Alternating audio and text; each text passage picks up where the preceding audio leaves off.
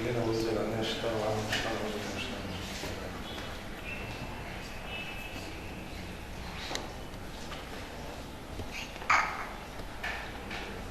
تقول يا جماعه استغفر الله العظيم، استغفر الله العظيم، تبنا الى الله ورجعنا الى الله وندمنا على ما فعلنا وعزمنا على اننا لا نعود الى المعاصي ابدا وبينا من كل دين يخالف دين الاسلام ونشهد ان لا اله الا الله وحده لا شريك له. بسم الله الرحمن الرحيم، نحمد الله ونستعينه ونستهديه من شرور انفسنا وسيئات اعمالنا، من يهده الله فلا مضل له ومن يضلل فلا هادي له، والحمد لله الذي هدانا الى هذا وما كنا لنهتدي لولا ان هدانا الله. ساعة الباشا السادس ساعة الكتابة. استخفت الله العظيم بارك الله ومقتلتي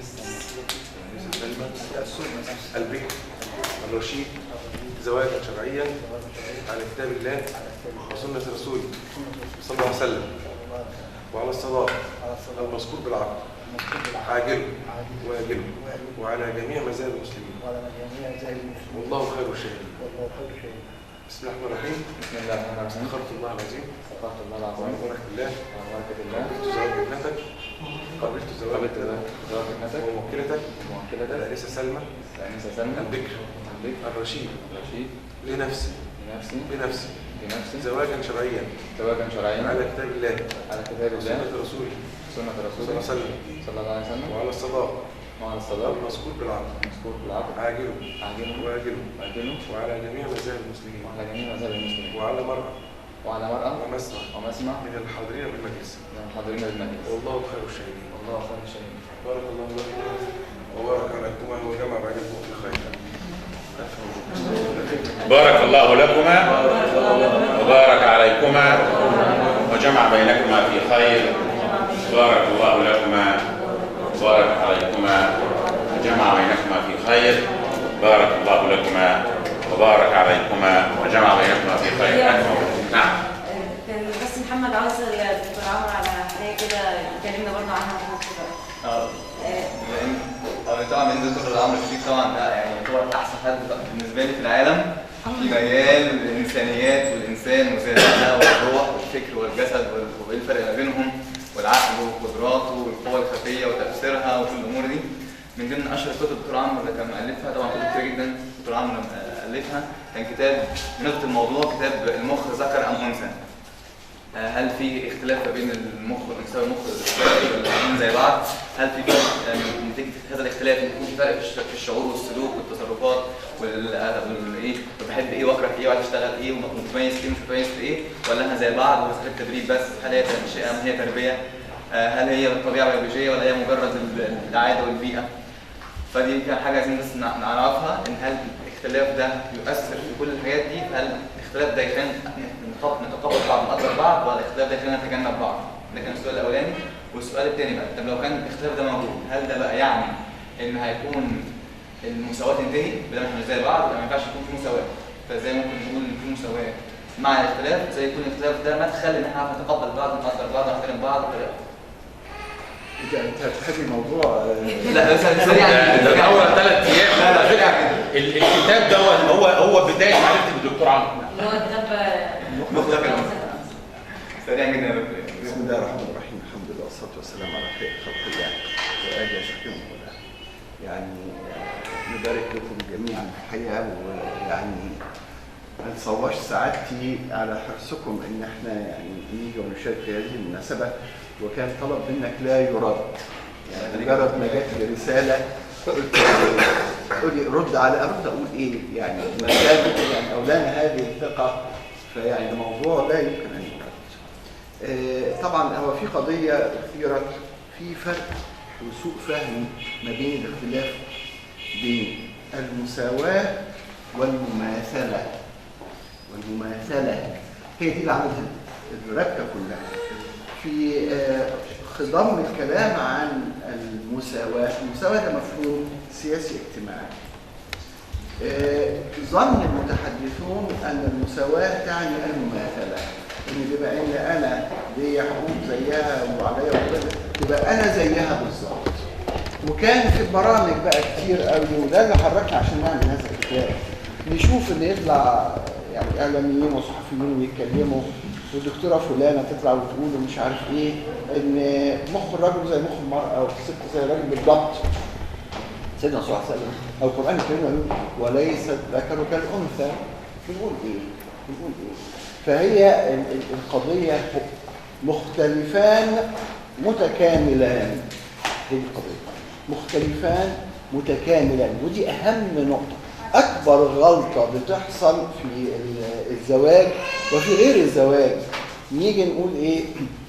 انا لو مكانها ما كنتش اعمل كده، وهي تقول انا لو مكانه ما كنتش اعمل كده. ما بالتاكيد مش مطلوب انك تتصرفي كرجل لو مكانه تعملي زيه، ولا هو مطلوب انه يتصرف زيك بالضبط. فبالطبيعي، وهي دي اهم حاجه في الموضوع، ان احنا نفهم كل واحد مننا انه احنا للاسف يعني معظم الناس بيوتهم ما بيتربوش على انهم هيعيشوا مع كائن من جنس مختلف، زي الكتاب المشهور كائن من الزهره او من نساء الزهره، كائن مختلف تماما، كائن مختلف تماما.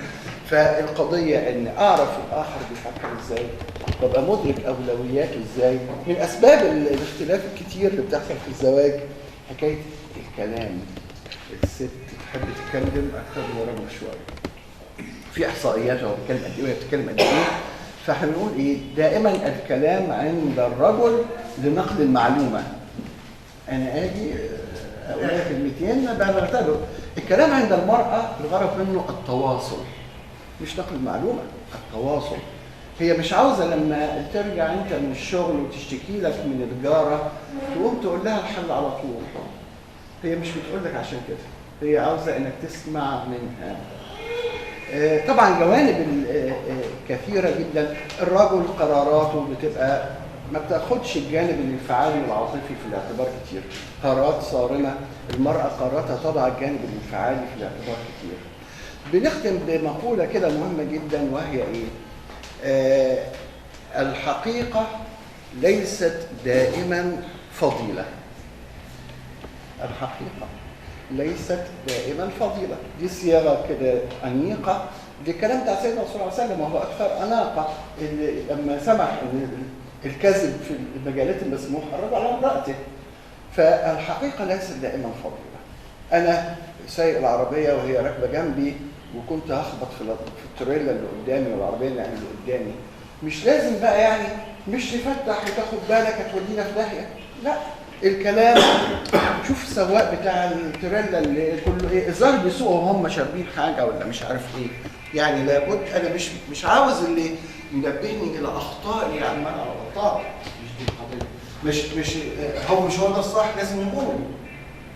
وزي ما بقول لما ارجع وهي بتشتكي لي من جارتها، ولا انت دايما تنكشي فيها ودايما تجري شكلها، انا قلت لك قبل كده ما سيبك منها وخلاص. افتكر ان انا حليت الموضوع. ودائما بستشهد اقول من يكون زعيم رابطه مشجعي محمد نبيل المصري ما لم تكوني انت، بشرط ان تكون انت رئيس طائفه مشجعيها ايضا. التز المصر. فهي القضيه كده. هي في الحقيقه شركه فيها من امكانيه انها تمشي في سعاده وهناء والى اخره. وممكن تبقى فترات من الحياه يعني شاقه جدا، فنقدر ان احنا هذه الصحبه نستمتع بها ايام استمتاع. زي ما قال المهندس فاضل ربنا يكرمه، مين اكثر واقرب اصدقائي والى اخره. وممكن تبقى قضيه عكسيه تماما. فيعني ان شاء الله كده نراكم بعد ما توصلوا لسن بابا وماما، او زي حالاتي. مش هقول لكم فات عليا متجوز قد ايه، انا ابني الكبير عنده 30 سنه، فيعني انا مش حاسس ان فات كذا 30 سنه جواز. حقيقة مش متصور ان فات هذه المده. وقاعد اقول يعني لو رجعت الايام ما اظنش لو عادت الايام اني هتصرف بالطريقه دي اللي هتصرف فيها. فيعني الانسان يستطيع فعلا يشتري سعادته مع الطرف الاخر، وبنبقى راجعين من الشغل ومهمومين وتعبانين والسواقه والى اخره، مجرد لتأنس اليها. يعني لما خلقتها لتأنس اليها، هي السكينه في هذا المعنى. والله تعالى اعلم. والف مبروك.